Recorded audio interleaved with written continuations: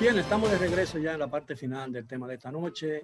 Estamos analizando con tres destacadas figuras del periodismo y de los medios de comunicación, quienes son también abogados y financieros, como es el caso de Percio Maldonado, y abogados como lo es Jaime Francisco Rodríguez y Adolfo Salomón. Estamos analizando el discurso del presidente Abinader en el día de su juramentación como presidente constitucional de la República, que fue apenas ayer domingo, 16 de febrero, sí, aniversario de la restauración de la República. Yo creo que el presidente, a pesar de que abarcó muchos temas, yo creo que dejó muy bien claro en su discurso, en el texto de su discurso, que hay tres elementos fundamentales con los cuales él tendrá que lidiar y poner todos sus esfuerzos, que son el tema sanitario, el tema de la economía y el tema de la educación. Y yo creo que no se equivocó en ese sentido.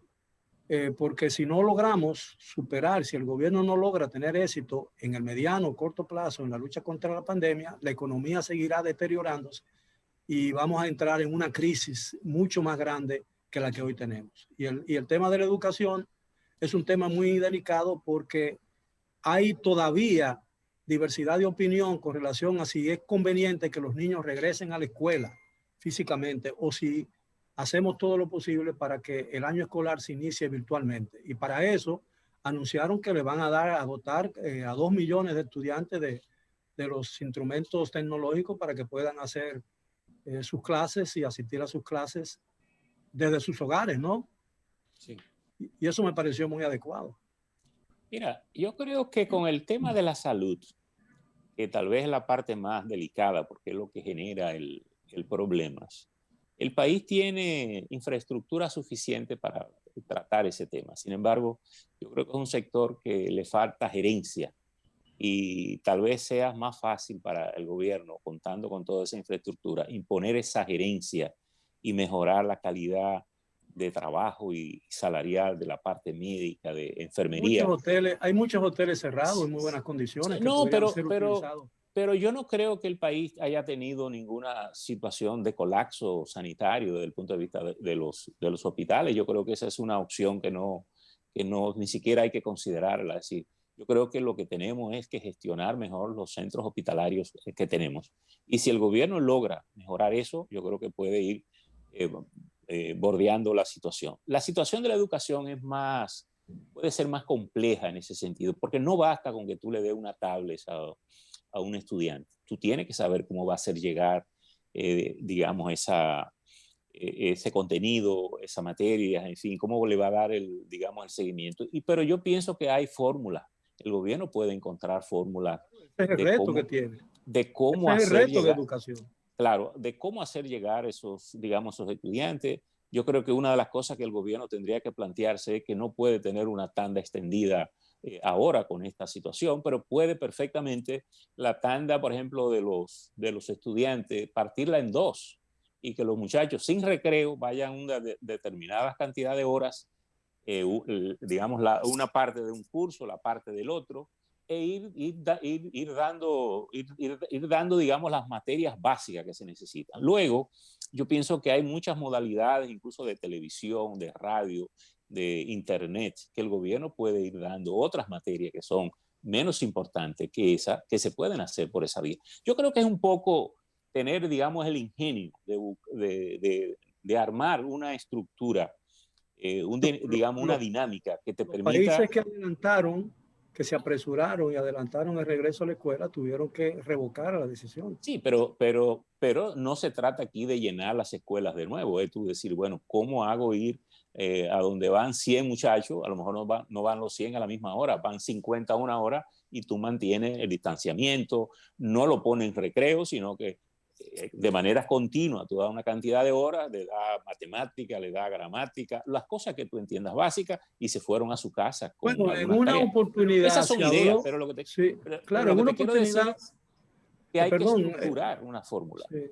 En una oportunidad escuché decir, incluso se trató en este programa, de expertos en educación, que se estaba considerando la posibilidad de hacer el regreso a la escuela alternando los días, es decir, que un grupo Claro. fuera los lunes, miércoles y viernes y los otros fueran martes, jueves y sábado, ¿no?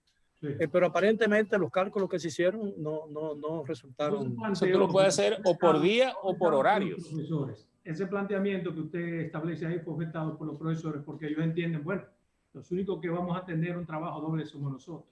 Pero mire, yo creo que con la educación vamos a tener que salir de la misma forma en que estamos saliendo del COVID. O sea, bajo aprendizaje, de forma continua.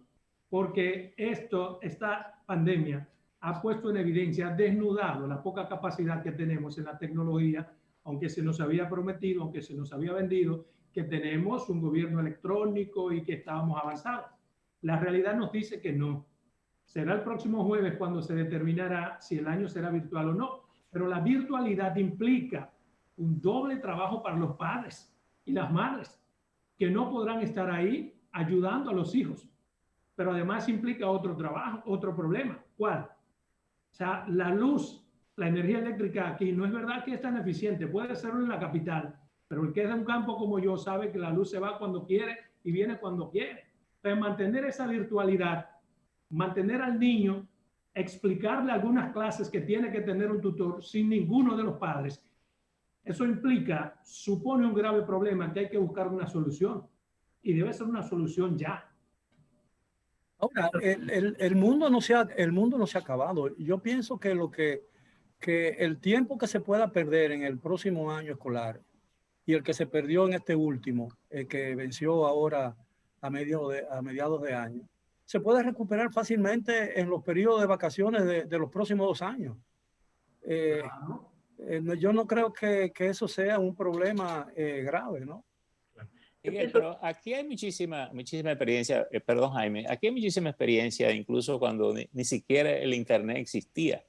Radio Santa María hizo toda una escuela en el Cibao, en La Vega, con la educación por radio. APED creaba la educación a distancia. Es decir, yo creo que por eso que tenemos que sentarnos a buscar fórmulas. Y digamos, y eso que decía Salomón, bueno, aquí no hay nada inventado, pero tenemos muchos puntos de dónde partir para ir aprendiendo otros y que le podemos buscar esas modalidades. ¿Quién entrena a los niños? Yo entiendo lo de Radio Santa María, porque yo estaba pequeño en Pernales cuando eso se hacía, pero había un padre en la casa. Ahora, cuando los padres trabajan, ¿quién está con el niño dándole ese seguimiento? Yo creo que podemos ir con los niños a las escuelas. Lo que no podemos es llenar las escuelas de niños. Es decir, y eso se puede hacer o por días, alternando su asistencia, o por horario. Si usted le dice al niño, usted viene de 8 a 10 o de 8 a 11 de la mañana y usted no tiene recreo en la escuela, sino que cuando terminamos de dar esas 3 horas de clase, usted se va a su casa a hacer su tarea. Y en la tarde viene otro grupo. ¿Qué opina el licenciado Rodríguez? Sí, bueno, pienso que estamos en un momento diferenciado y la currícula a nivel del país y en otros países tiene que ser flexible y segmentarse desde el punto de vista de la parte teórica y también desde el punto de vista de la parte práctica. La única parte que pienso que puede volver a las aulas en medio de esta amenaza que tiene cotidianamente la sociedad con el coronavirus es la parte práctica. Sobre todo biología, física, química, y entre otras que puedan tener un sistema de enseñanza bajo calendario de distanciamiento y así esa parte cognitiva y también manual práctica de enseñanza y de demostración de conocimiento pueda realizarse. Lo demás, estamos ya en una etapa que todo puede darse por la vía de la virtualidad, la literatura, la historia, la parte de geografía, lo correspondiente también a un conjunto de dinámicas deportivas que pueden desarrollarse. Y ya también en el ámbito laboral hay que tener flexibilidad para cómo rotar también tanto los tutores, padres y demás, que pueda darse un proceso de productividad en el país y que los niños en las casas puedan también tener el apoyo. Esta es una etapa especial, hay que vivirla hasta diciembre con esa modalidad flexible. En esos marcos estoy así planteado. Quiero también plantear que en el día de ayer el momento más destacado tuvo que ver con la justicia. La justicia y la necesidad de que cese la impunidad. El mensaje del presidente fue muy claro y el nombramiento también de Miriam Germán Brito apartidista, personas con una gran trayectoria en el tren judicial, en diversas instituciones del tren judicial, da y apuntala de que puede avanzarse y de que es necesario de que se pueda creer en ese, y sobre todo la armadura de los expedientes para que sean debidamente y con el debido proceso a las pruebas, de cara a que tengamos personas también, no solamente pagando privación de libertad por robo al erario público, sino también que se les recupere los recursos que se le ha robado al pueblo y que se puedan invertir en esa necesidad de educación, en la juventud y en salud que tanto requiere el pueblo dominicano. Yo quiero volver al tema de la educación, porque en situaciones normales, si el presidente Abinader hubiese tenido la oportunidad de juramentarse o llegar al solio presidencial en una situación normal de la vida política dominicana, probablemente la mayor parte de su discurso de ayer se hubiese referido al tema de la educación. Eso es indudable, porque incluso él hizo mención del descalabro del sistema, señalando, invocando cifras de las pruebas PISA, ¿no? Que estamos en los últimos lugares, incluso en lectura. Y yo siempre he insistido en que el sistema educativo tiene que enseñar a la gente a hablar. Nosotros los dominicanos hablamos con muchísimos defectos, incluso nosotros los profesionales muchas veces, yo me incluyo, no tenemos, pronunciamos mal algunas palabras, nos resulta muy difícil las S finales, a veces por región las R se pronuncian como L y viceversa, como decía un amigo mío, ¿no? No sabemos pronunciar bien la B y la V. Todavía mucha gente dice B corta, la B corta no existe, V de vaca.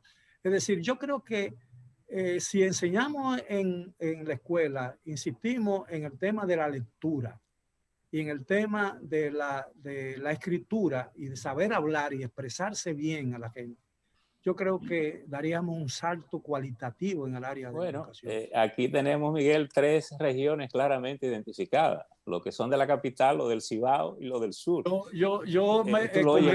La R es mi enemigo mortal. Además, Miguel, pero miren una cosa, yo creo que... Si intentas hablar correcto, en un momento también hasta te califican de castellano. Sí, pero fíjense... Vamos a capar. Mira, Miguel, estoy de acuerdo contigo en el sentido de que la educación requiere una solución inmediata. ¿Ustedes saben por qué? Porque no hay una fecha, es decir, este virus no tiene una fecha fatal de término.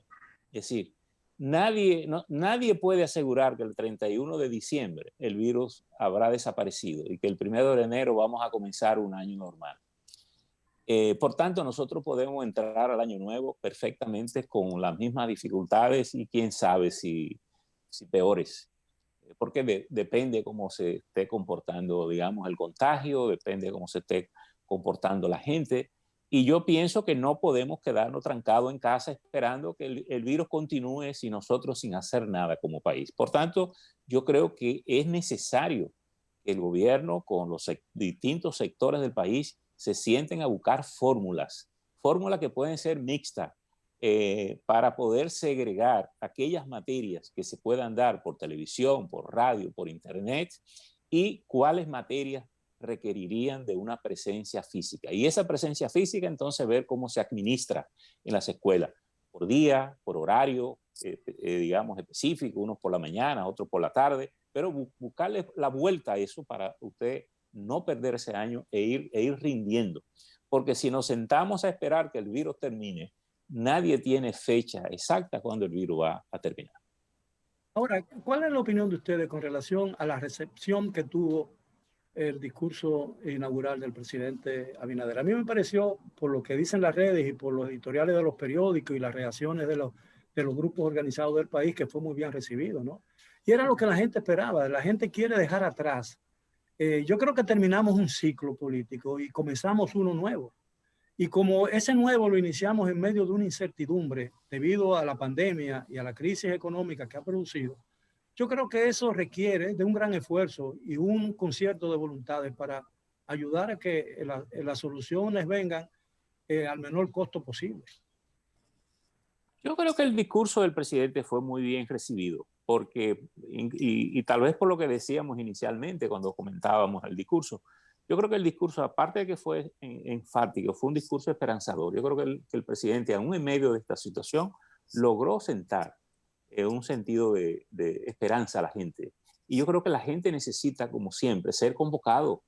A la gente no le gusta que le digan, miren, esto no tiene salida, esto no hay soluciones. Y yo creo que el presidente convocó a la gente a plantear soluciones y le ha ofertado soluciones. Y yo pienso que tanto dentro del país como fuera, los mensajes que hemos recibido como medios de comunicación es que la gente está muy esperanzada, muy contenta.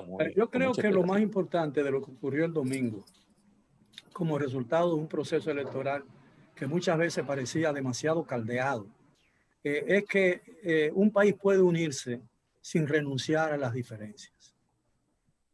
Y yo creo que eso es sumamente importante. Yo creo que la finalidad de todas las fuerzas políticas con diferentes matices tiene que ser la misma, ¿no? Yo no creo que un partido político aquí tenga la intención, deliberada intención de dañar a la nación.